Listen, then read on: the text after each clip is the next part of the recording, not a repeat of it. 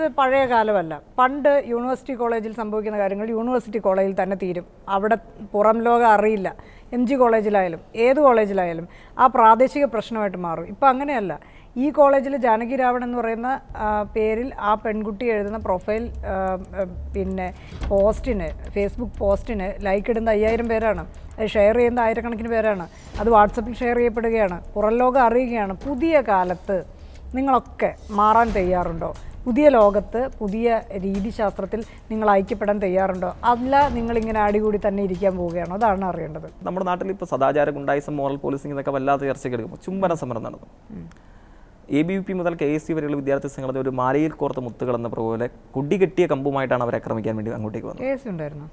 ഇതേ സംശയം മിണ്ടില്ല. ഇതേ സംശയം ചോദിച്ച ആളുകളില്ല.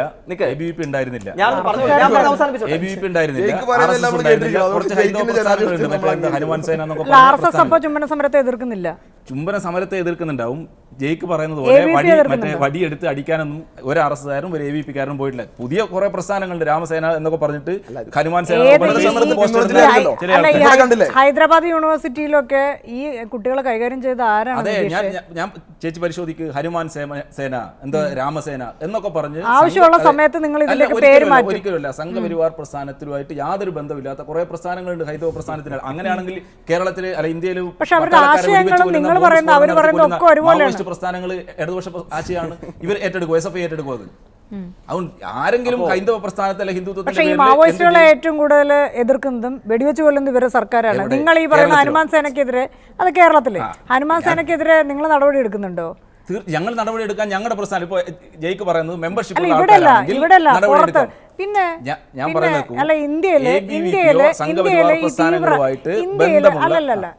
ഈ തീവ്ര ഹിന്ദുത്വ പ്രസ്ഥാനങ്ങൾക്കെതിരെ എന്ത് നടപടിയാണ് നരേന്ദ്രമോദി സർക്കാർ എടുക്കുന്നത്? തീർച്ചയായും കേരളത്തിൽ, ഇന്ത്യയിൽ വലിയ ചർച്ചയുണ്ടായ സമയത്ത് ഇന്ത്യൻ സമൂഹത്തോട് വിളിച്ചു പറഞ്ഞ നരേന്ദ്രമോദിയല്ലേ. ലോ അക്കാഡമിയുടെ സമരം ഉണ്ടായ സമയത്ത് അവിടെ വിവേക് എന്ന് പറയുന്ന ദളിത് വിദ്യാർത്ഥി ഫേസ്ബുക്ക് പോസ്റ്റ് ഇട്ടുണ്ടായിരുന്നു. ഞാൻ ഉത്തരേന്ത്യയിൽ പിറക്കാതെ പോയ ദളിതനായി പോയതുകൊണ്ടാണ് എന്നെ SFIയും ഇടതുപക്ഷ പ്രസ്ഥാനങ്ങളും പീഡിപ്പിക്കുന്നത്.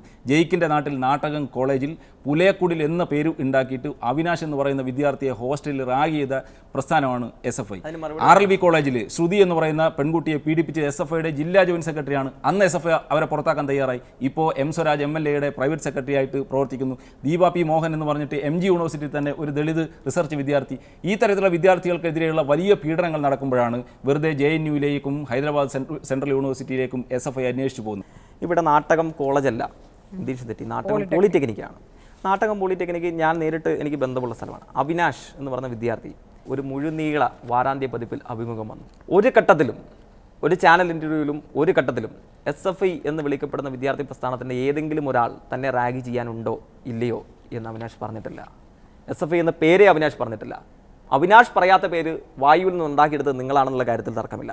പിന്നെ പുലയക്കുടി എന്ന് പറയുന്ന പേര് ഇപ്പോൾ അന്നും ഇന്നും ഒരേപോലെ ഞങ്ങൾ വിളിച്ച് പറഞ്ഞിട്ടുള്ള ആ പോളിടെക്നിക് ഹോസ്റ്റലിലേക്ക് നമുക്ക് കയറി ചെല്ലാം.